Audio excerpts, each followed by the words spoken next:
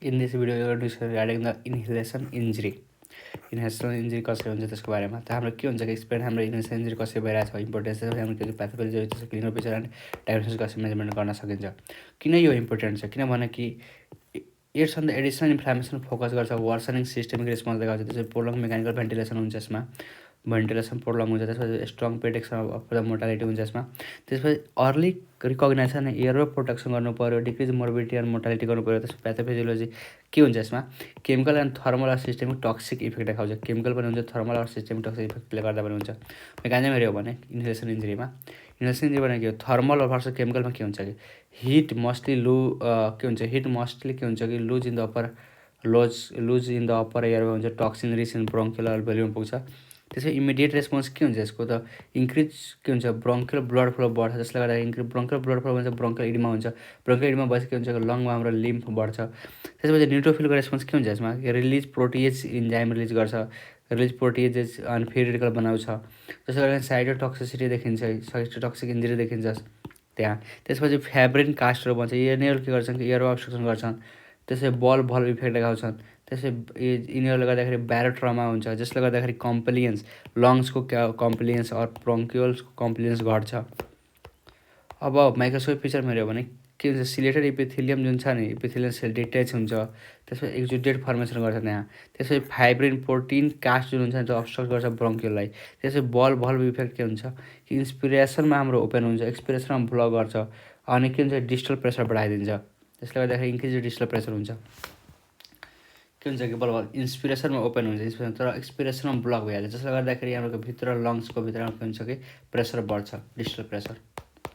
Clinical feature हेऱ्यो भने के हुन्छ कि history close space fire exposure हुन्छ, यसमा के हुन्छ प्रोलङ इन्ट्र्याप्ट हुन्छ, हिस्ट्रीमा क्लोज स्पेस फायर भएको हुन्छ त्यसमा एक्सपोजरमा, त्यसपछि प्रोलङ इन्ट्र्याप्ट भएको हुन्छ त्यो मान्छे। त्यसपछि साइन हेऱ्यो भने फेसियल बर्न हुनसक्छ, sign of the nasal hair गएको हुन्छ, साङ्डी नेजल हेयर। त्यसपछि हाम्रो हर्सनिङ अफ द साउन्ड भएको हुन्छ, विजिङ देखिन्छ, त्यसपछि कार्बोनिसस स्पुटम देखिन्छ। त्यसपछि डिफिनेटिभ डायग्नोसिसमा हेऱ्यो भने डिफिनेटिभ डायग्नोसिसलाई के गर्न सक्छ ब्रोङ्कियोस्कोपी गरिन्छ, ब्रोङ्कियोस्कोपी इरिदिमा देखिन्छ, अल्सरेसन देखिन्छ सुट्स। त्यसपछि हाम्रो के छ important combine with history and finding alone non specific हुन्छ, के हुन्छ यसमा हाम्रो एउटा कम्बाइन विथ हिस्ट्री देखिन्छ, त्यसपछि फाइन्डिङ एलोन नन स्पेसिफिक हुन्छ। त्यसपछि systemic effect of smoke toxin हेऱ्यो भने कार्बन मोनोक्साइड हुन्छ, यसले के गर्छ कि बाइन्ड गर्छ हेमोग्लोबिनसँग, यसको पोटेन्सियल कति हुन्छ more than 200 potential more than oxygen हुन्छ। अक्सिजनले जति बाइन्ड गर्छ त्योभन्दा 2 टाइम्स मोर हाम्रो के हुन्छ CO2ले बाइन्ड गर्छ हेमोग्लोबिनसँग बाइन्ड गर्छ। त्यसपछि के हुन्छ कार्बोक्सी हेमोग्लोबिन हुन्छ, जसले गर्दाखेरि अक्सिजनको डेलिभरी घट्छ। अब सबै हेमोग्लोबिन कार्बन मोनोक्साइडसँग बाइन्ड छ भने अक्सिजन अब बाइन्ड हुन भएन, हेमोग्लोबिनसँग बाइन्ड हुन भएन भने हाम्रो अक्सिजन हाम्रो सेल्समा पुग्दैन, जसले गर्दाखेरि के हुन्छ कि लेफ्ट सिफ्ट हुन्छ। लेफ्ट सिफ्ट के हुन्छ कि अक्सिजन कर्भको हुन्छ हेमोग्लोबिन O2HB कर्भको हाम्रो सेप, जसले गर्दा हाइपोक्सिया देखिन्छ सेलहरूमा। अब के हुन्छ कि बाइन्ड साइटोक्रोम अक्सिडेज गर्छ, के हुन्छ कि बाइन्ड गर्छ साइटोक्रोम अक्सिडेजसँग, त्यसपछि एनारोबिक मेटाबोलिजममा जान्छ सेलहरू। त्यसपछि ल्याक्टिक एसिडोसिस हुन्छ, ल्याक्टिक एसिडोसिस भएपछि के हुन्छ कि हाम्रो अर्गन इफेक्ट जस्तै ब्रेन हार्ट ल्याक्टिक एसिड यहाँबाट एसिडोसिस पनि सुरु हुन्छ, अरू भनेको हाम्रो के हुन्छ इफेक्ट हाम्रो ब्रेन हार्टलाई गर्छ अनि मान्छेको डेथ हुन्छ। त्यसपछि हाइड्रोजन साइनाइड एसिएन हाम्रो एसिएन पोइजन, यसले के गर्छ कि ब्लक गर्छ साइटोक्रोम अक्सिडेजलाई, यसले गर्दा चाहिँ के हुन्छ एटिपी बन्न सक्दैन, एटिपी बनेन भने हाम्रो के हुन्छ कि अब एटिपीको युज भएन भने हाम्रो के हुन्छ ल्याक्टिक एसिडोसिसमा जान्छ, एनारोबिक के हुन्छ हाम्रो एनारोबिकमा जान्छ, जसलाई ल्याक्टिक एसिडोसिस हुन्छ एटिपी घटेपछि रेस्पिरेसन। त्यसपछि हाम्रो के हुन्छ डिटक्स के हुन्छ कि कन्भर्ट टु द के हुन्छ थायोसाइनेट डिटक्स हाम्रो त्यो के हुन्छ कन्भर्ट टु थायोसाइनेट अनि युरिनबाट एक्सिड हुन्छ।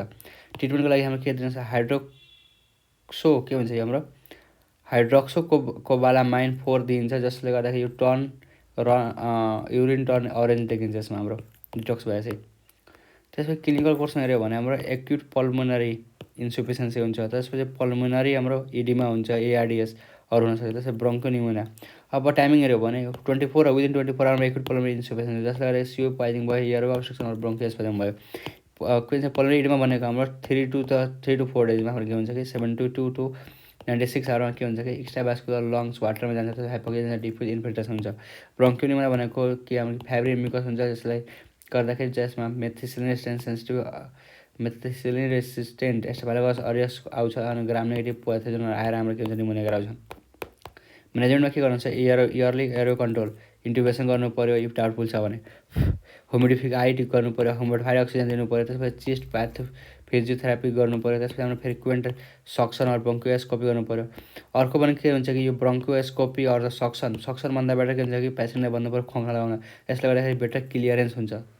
त्यसपछि avoid mechanical ventilation if the patient maintenance oxygen छ भने, अक्सिजन मेन्टेन गर्न सकिन्छ भने। त्यसपछि if the ventilator then lung protective strategy use गर्नु पऱ्यो, लो टाइडल भोल्युम दिनु पऱ्यो। त्यसपछि हाम्रो मेन्टेन भनेको के हुन्छ कि मेन्टेन हाम्रो के हुन्छ पार्सल प्रेसर O2 हाम्रो कति गर्नु पऱ्यो, 60 मोर देन 60 mF/Hg गर्नु पऱ्यो। अनि SpO2 सेचुरेसन हाम्रो मोर देन 92% हुनु पऱ्यो। अनि अर्को के हुन्छ धेरै दिएपछि के हुन्छ कि O2 टक्सिसिटी हुन्छ।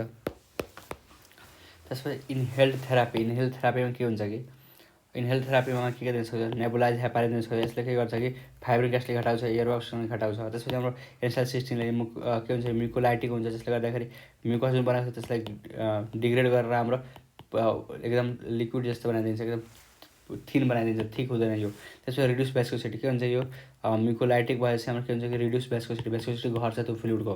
त्यसपछि कम्बिनेन्ट हेपारिन एन्ड एन्साइसिन दिन सकिन्छ, जसले गर्दाखेरि डिक्रिज रिइन्ट्युबेसन गर्नु पऱ्यो टेस्टमा। यसले गर्दाखेरि हाम्रो डिक्रिज हुन्छ रिइन्ट्युबेसनमा। त्यसपछि मोर्टालिटी घट्छ इन चिल्ड्रेन स्पेसली। त्यसपछि हाम्रो अल्बिटोरोल भनेको बिटा ब्याङ्कोडाइलेसन गर्छ, त्यसमा एन्टी इन्फ्लामेटरी रिपेयर मुकोजा रिपेयर गर्छ।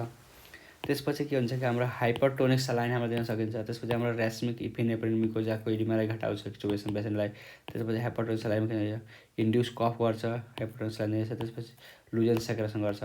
फ्लुइड रिसक्सेसन के गर्न सक्छ, fluid resuscitation does not prevent the pulmonary oedema गर्न सक्दैन। त्यही भएर adequate resuscitation normal cardiac index or urine output maintain गर्नलाई दिनु पऱ्यो बेटर सर्भाइभललाई। त्यसपछि over hydration may worsen the oedema, over hydration भयो भने हाम्रो एडिमा हुन्छ। त्यसपछि अन्डर डिहाइड्रेसनमा गयो भने इन्क्रिज न्युट्रोफिल सेक्रेसन बढ्छ, त्यसबाट इन्क्रिज इन्जुरी हुन्छ। त्यसपछि हाम्रो के छ एन्टिबायोटिक के हुन्छ नन प्रोफाइल्याक्टिक अन्ली प्रिभेन्ट द के हुन्छ कि इन्फेक्सन ओभर द मेथिसिन रेसिस्टेन्स यसबाट कसरी सुडोमोनासको लागि हामीले प्रोफाइल्याक्टिक दिन सकिन्छ। त्यसपछि एक्सटुबेसन भनेको के हो कि हाम्रो एक्सटुबेसन एक्सटुबेट गर्नु पऱ्यो, इडीमा रिजल्भ गर्नु पऱ्यो 1 to 2 स्टेबल छैन भने। त्यसपछि